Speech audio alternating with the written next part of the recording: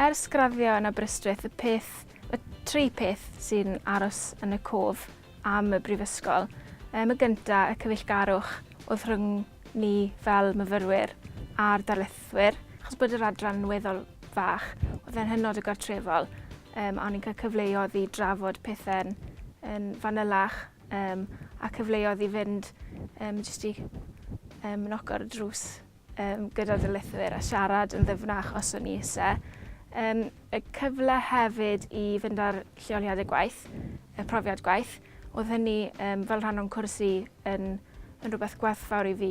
Byddwn ni'n gallu mynd mas a gweld sut oedd y byd gwaith yn gweithio a wedyn dod nôl i'r ystafell dosbarth fel petai a nodi'r holl beth lawr. Mae darlithoedd ni'n dysgu ni mewn ffyrdd gwahanol. Mae rhai nhw'n dysgu yn y ffordd o mynd trwy esiampl a wedyn dangos ni sut mae'n gweithio trwy'r esiampl. Ble mae rhai o darlithoedd arall yn mynd trwy'r theori gyntaf a wedyn mynd trwy'r esiampl.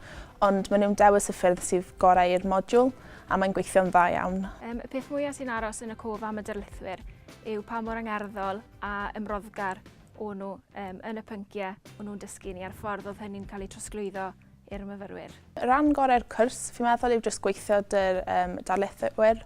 Maen nhw'n rili neis a rili gyfeillgar a mae'n neud e'n hawdd i ddysgu. Mae hwn yn hefyd yn wir gyda, fi'n siŵr, lot o bobl arall yn y brifysgol, nid dim ond yn yr ysgol fusnes.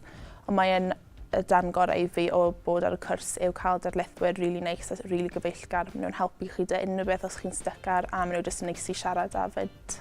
Mae'r llyfrgelloedd Huw Owen a Llyfrgell Genedlaethol sydd ar garreg y drws wedi bod yn hynod ddefnyddiol i gallu edrych trwy'r holl lyfrau, yr cylchgronau, cyfnodolion a'r deunydd digidol hefyd. Mae'r ffaith bod darlithoedd wedi cael ei recordio yn hynod gyfleus i ni fel myfyrwyr, lle o'n i'n gallu mynd yn ôl a gwrando ar y darlithoedd yn ein amser ni'n hunain i adolygu neu i tran ysgrifennu asyniadau a hefyd y mynediad o ddanu i'r bwdddi gyda'r holl adnoddau posib arno hwnna hefyd.